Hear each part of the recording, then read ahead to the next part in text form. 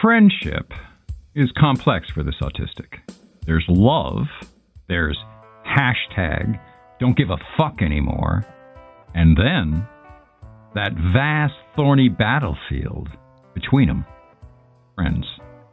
I want to tell you about my friend Billy, and end with a simple spoken word memory. But I feel like I gotta set the scene, which I'll warn you up front gets a little gritty.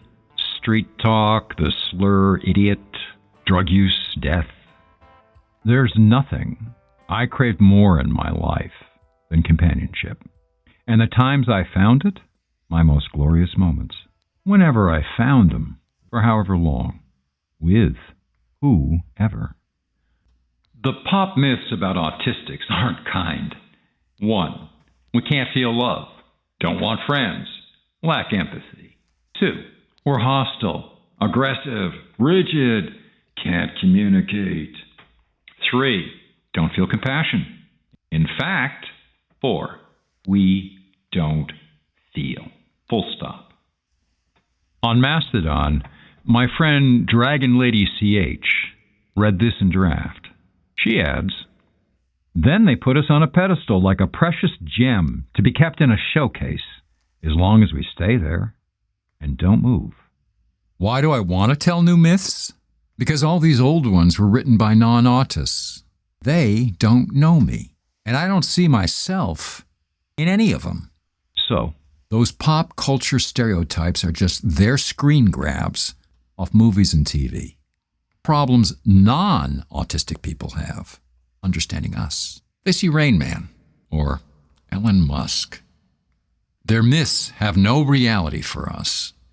They're ugly distortions in a funhouse mirror.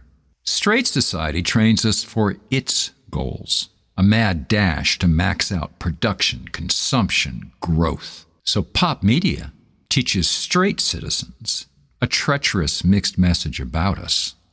The autistic, all disabled, are a duty, a burden, and a danger.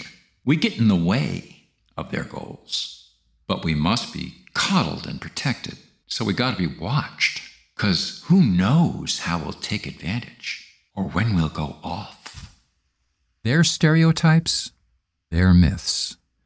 The boxes they give us to squeeze into, the deserving cripple, the flawed genius, the idiot savant, the infantile idiot, the asshole next door. Notice, not a one of them helps achieve their goals. So like all such prejudices, their myths oppress and imprison us. See, most autists don't feel too little. Most say we feel too much, too deeply, too quickly, easily overwhelmed by intense or prolonged contact. You come to dread criticism, ridicule, judgment from everyone, everywhere, every time. Big time in every group. It's near universal. We feel we don't belong. We're unseen. We're other. Poet William Blake's a big hero of mine. He felt like an other. The goals and myths of 18th century England wrapped him in chains. So he wrote his own heroic myths and spoken songs to throw off those chains. Here's one of mine. Myth number 1. My autistic goals are about respect, admiration, and joy. For what I want, for what I do, with who I love. My life's been a search for friends and love. Married 3 times, plus 4 multi-year partners. Most folks seem to place memories around where they lived. I remember my life by who I was with at the time. In my world, a friend is a precious thing, likely to disappear with my next spoken word. I can't afford to judge that fragile treasure by a status, accomplishment, education, wealth, or what they can do for me. I only know the joy of the shared moment in front of me. Whether I bent elbows with billionaires, as I did a few years, or live with the homeless, as I did a few times. Billy and I had nothing in common except our hearts, so we became friends. I call this one my friend Billy, 'cause he was. 65, going on death. Woke to a frozen world where no car crept. A day no singing bird was left alive.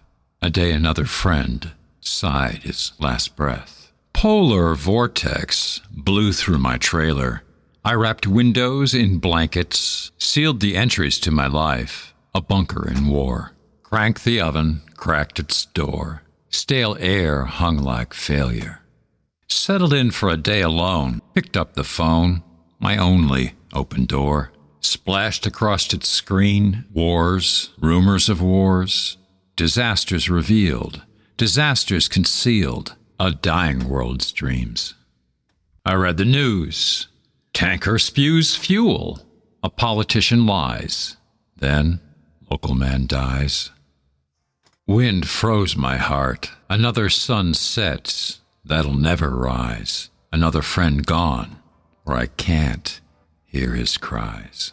Billy, I wish I were that poet. Say Yeats' sweet voice, or Bleasdale Cohen, raised in bitter rejoice.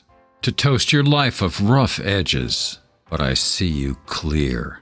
Tears in your eyes, laughing. How you outraced cops across Arizona deserts, or burnt a scumbag dealer, or how your kid came to be born. Crying about that woman you loved, those kids you miss seeing, locked in your room, picking at scabs, dying one bottle at a time.